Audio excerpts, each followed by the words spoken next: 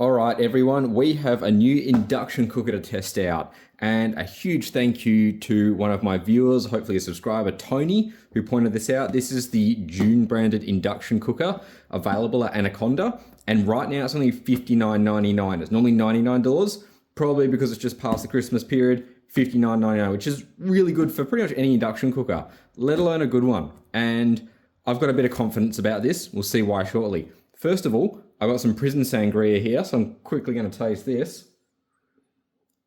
Oh yeah. Oh, that's great. That's exactly what you need in a 34, 35 degree summer's day in Australia. Any alcoholic beverage at midday with a big block of ice in it. Now, this I find interesting because Dune make four-wheel driving accessories, and this is a 240 volt, and it will draw 2000 watts. So in a lot of vehicles, you might have like a 300 watt to 1000 watt inverter and run 240, but like most of their other stuff is 12 volts. So it's an odd market they're catering to here, but I don't know if you've noticed, I'm just a bit special for induction cookers. I cannot help myself. And this one, when I had a look at it, looks really, really similar to the Nationwide electrical one, the NE-110, I believe it is, or 011. That's the best induction cooker I've ever used. So I'm hoping this is really similar. Unfortunately, I spoke to their Australian reps. They discontinued it. Maybe this was why. Maybe this is everything we've been waiting for. And it looks like they've actually picked up some of my recommendations from my other videos. So let's see what we've got. Let's avoid that safety hazard. We have packaging that's the same on both sides. Has nothing really on the side. Open it up, and we're going to do our usual kind of 3 tests. We're going to see if it actually draws 2000 watts like it says. We're going to see how quickly it boils water, which is really important. I think that's a pretty good example of real world usage, but I was going to see how big the element is, which, you know, they're all smaller than they look like on the cover. There's a joke there. There's got to be a really good joke there, but they all do the job. And it really can come down to your fry pan and how your fry pan dissipates that heat if it's multi-layer or whatnot. So we have an induction cooker here, weighs about 2 kilos, that's not bad. Comes with this instruction manual, comes with some plastic to choke turtles on. Does also come with a carry case. Now, this is the first one I've seen with that, and I do like that. That meets their audience's needs. You know, vagabonds, nomads, wanderers, retirees, travelers, tourers, four-wheel drivers, campers with the 240 volt outlet. Sweet, that's pretty sick. Pretty basic, but pretty sick. It's slightly padded. It's got a hook at the top to hang it up by. That can go over there for later. Box can piss off too. So, straight up, it's got a bit of slip. What's going on here? We have, very, very similar. Let me pause. I just need to have a look at the video that I recorded of the NE. All right, so the top is very similar. I'm going to come back around the other side. The top is really similar. The bottom is a fair bit different. The NE, Nationwide Electrical, had 2 fans. This only has 1. It had the same feet though. So we've got rubber feet at the top and we've got just plastic here. That can give it a little bit of slip. We can see some basic information here as well, such as the model, the ratings and everything like that. And we're going to test them out. Now, I can't quite see in there, but you can almost see the coil. Oh, yeah, if I hold up to the light. Wow. All right, it's off center. I don't know if you'll be able to see it in the video. I can just see it myself. The coil starts about a finger length above that white marking, maybe 8 to 10 mil, but finishes about 20 mil up there.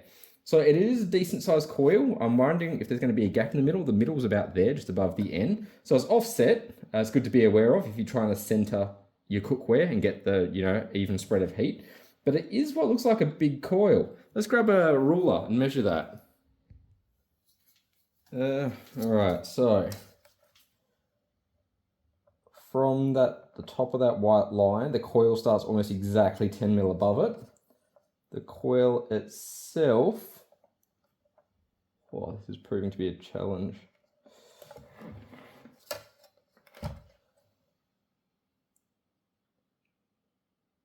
about 140 mil, looks like, which is pretty bloody decent. 140 mil from end to end, so from there to there.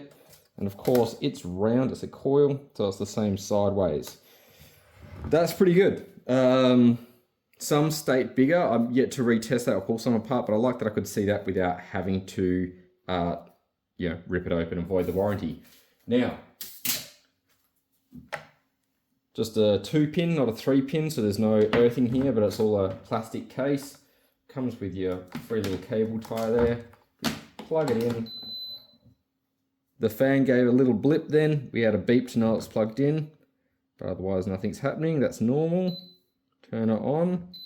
All right, so we've got a few different modes.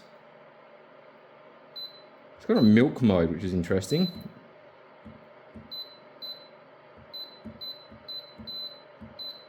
Slightly laggy, but it lets you choose how you want to cook it. The fan isn't bad at all. It must have an automatic timer afterwards to not stop it. Let's see if that's... Yep, so that's just on a digital timer. It's not a temperature sensor or a bimetal strip or anything. We do have a normal child lock. We do have the timer function as well. I really like that it's got a milk function. I like that it's got a big element to it. Yeah, that didn't generate any heat. A big coil in there too, induction coil. So let's see how quickly it can boil.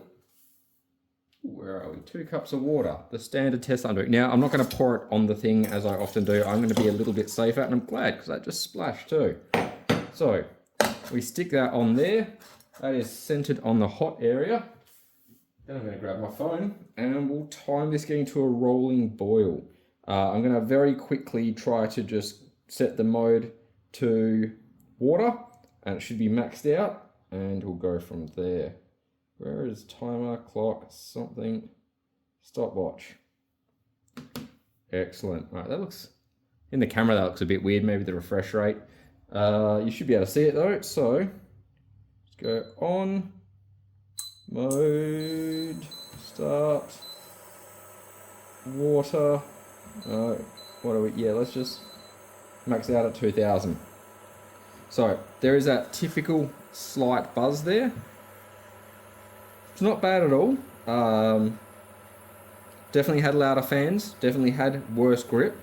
We've definitely had more rattle, and we've had a louder induction buzz. The buzz, again, can come down to the pot or the pan that you're using, because it's essentially creating a magnetic or a fluctuating magnetic or electromagnetic field that's reacting with the metal. So the more resistance or the more ferrous mass on top, the harder that coil is going to be engaging, I guess, for lack of a better term.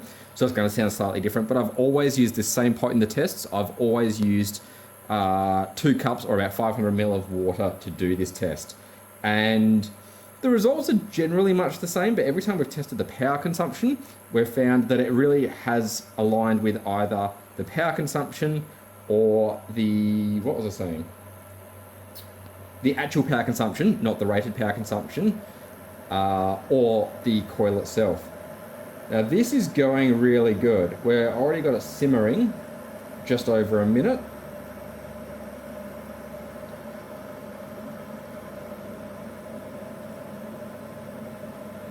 And it hasn't started cutting out yet. It hasn't started regulating its own temperature, which is how they work essentially, especially at lower temperatures, and we'll try that. Yeah, 1.5 minute rolling boil. That's bloody good. It's technically like 1:40. It depends when you want to count the boiler starting. See at what point it's actually going to cut out when it thinks it's hit 2000 watts. That's got some berries to it.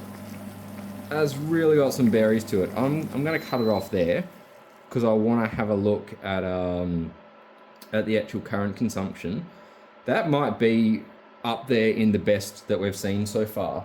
Now what I am also curious, if we turn it on and we put it in mode, but we leave it, we'll go through each of them and just see what it's cut in, cut out's like, so you can hear the relay. Just giving it little cutting cutout. Now the water's already at boiling temperature, so it's going to start boiling straight away. That's might be a bimetal strip, I'm not too sure. Ooh, that was a bit of an ear piercer.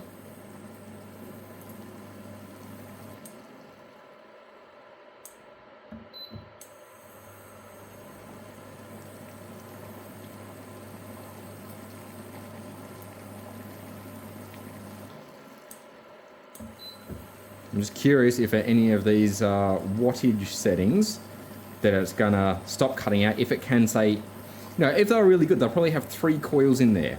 And you might have a coil for every 600 watts. So at 600 watts, it doesn't have to cut out. At 1200 watts, doesn't have to cut out. And at 1800 watts, which is what most of them really max out at, doesn't have to cut out. Looks like 1000 might be doing that.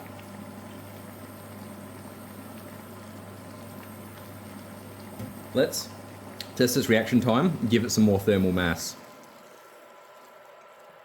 Pretty quick, slight little beep. It probably has a little hold down timer there just in case of a false negative. It picked up that it was put back straight away though, so it's only debouncing in one direction.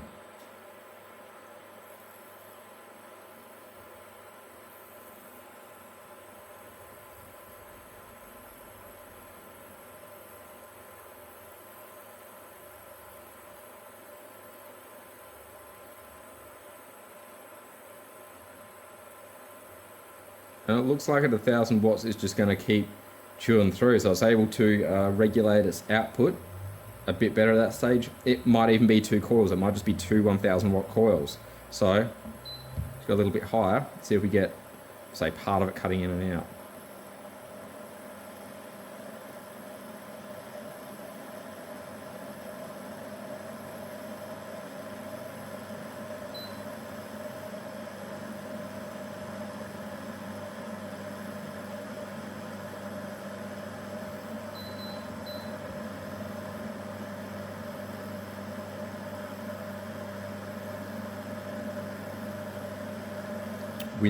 Yep, there it is, cutting it at 800, all right, 1000 again. Just want to give it a second chance just in case taking it off or changing it mess with anything, but you know, it was always cutting out within a few seconds.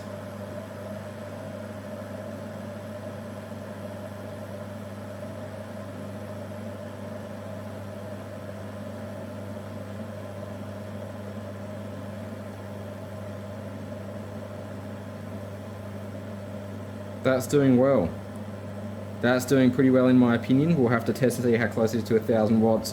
I also want to test, say, setting this temperature. How's it going to go? 60 degrees, it's cut out straight away. 90 degrees, it's giving it some berries again. Let's see how quickly it can just maintain that. Because if you've got something at a simmer, or if you don't want to actually boil it, say you're making a sauce. Wow. It's doing good. All right, let's get rid of some of this heat. Get some water that's definitely below 90 degrees.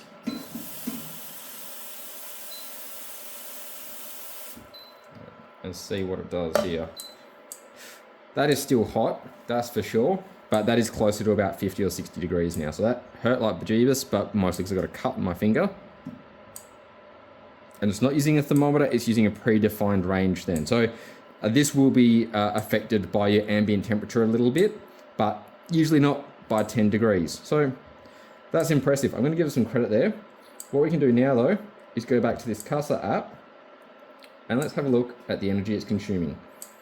So this is fairly quick, thankfully.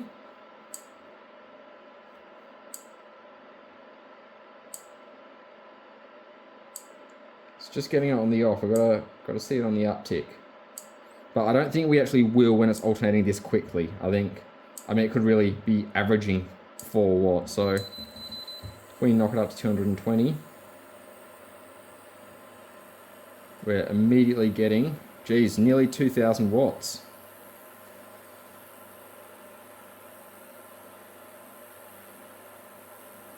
All right, let's really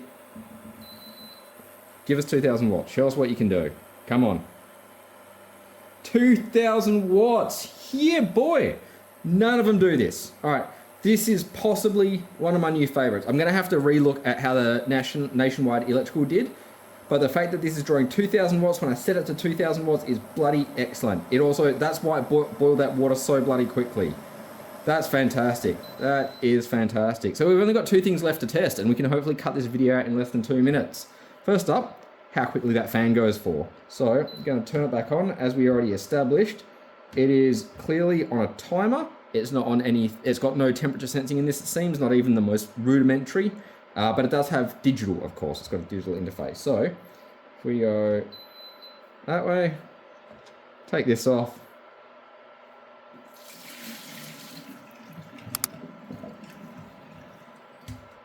And we'll watch paint dry for a moment. You know what I should have said ages ago? If you're still watching by this point, you bloody better like and subscribe. Liking this video shows me that you like induction sort of content from me, so I'll keep doing more of it. Subscribing shows me that it's worth even making this video and that the channel's going somewhere. And honestly, I'm getting really close to actually being able to monetize this channel. I've got another channel that's got thousands of subscribers that's monetized. This one is just slowly ticking over those. So if you do that, that's great, but also engaging with the video. So if you got any praise, even comments, even hate mail, leave it in the comments below, because that helps the algorithm see what you like, see what of my content's working. Everyone kind of wins from it, and it only takes you a few seconds even if you comment a thumbs up. I also know that I speak fairly quickly, so I do usually try to upload subtitles, or you can, 1 minute, got to stop shouting, or you can just click the auto-generated subtitles anyway, or you can play it slightly slower, but then the video will go forever. That's why I talk quickly. So, mouthful of the good stuff, and then we're on to the last test. Sorry to slurp. So, we stick that on there, about as centered as we can get it. We put, crap, have I got one that's normal size? No, that's the same. All right, I've only got small bits of this, but it should still work the same. I just didn't know I was going to be testing this today. So we'll put that in there like so. We'll put a slight drizzle of water in. In fact, we just go splat.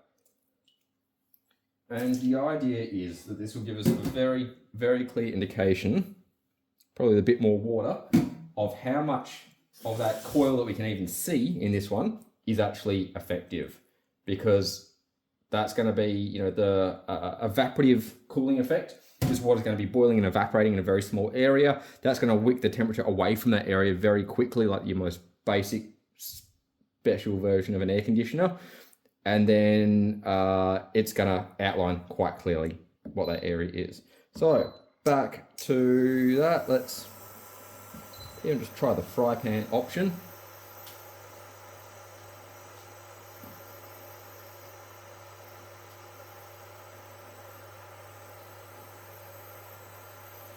So we do have a slight cool spot in the middle, like I had thought. Now this is a fairly cost-effective Kmart fry pan, nothing worth writing home about, but it's got a good, 6 to 8 mil base on it. That's roughly the area that we measured. So I'm pretty happy with that. That's the 140 or so mil, give or take a little bit. And then the rest of it, you know, transferring that energy to the rest of the fry pan is going to be up to your fry pan. If we compare that, actually, something I haven't done before, the cast iron. This is the Kmart cast iron, $17 in the camping section. Oh, that's hot, I won't be using that. And it's one of my favorites. I cook in it all the time now, which is why it was sitting on the stove. It's nicely seasoned with grapeseed oil, and it goes through probably a steak a week, a couple of steaks a week actually, because I cook for girl and I. We should be able to see a bit of a difference here. Now again, it's no lodge, it's no expensive cast iron, but it definitely does the job for all of my needs, and it seems to have really good thermal dissipation. So we'll be looking at that a bit here as well. And we'll probably just tick over that 20-minute mark, but so be it.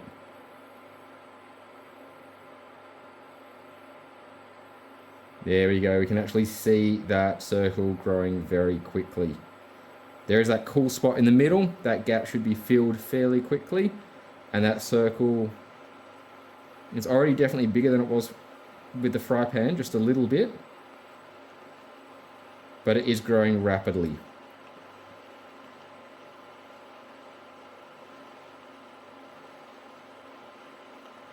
You see you start to get a few little spots out here as the rest of the fry pan heats up.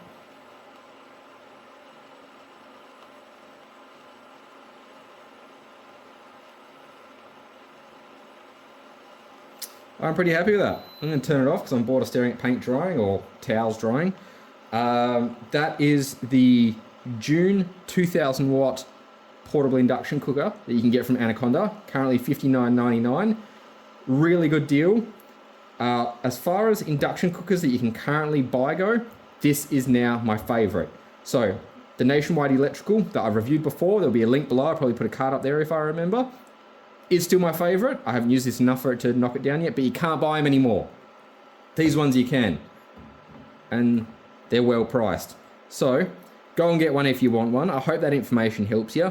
Like, subscribe, hit the dingleberry, the little bell if you want to get notifications of more videos coming out. And leave a comment if you want to know any more about this. If you want me to weigh it, measure the dimensions of it, try something specific. Just remember, with anything induction, it needs to be ferrous metal. So aluminium and glass and things like that aren't going to work. You want stainless steel, iron, copper. There we go, guys.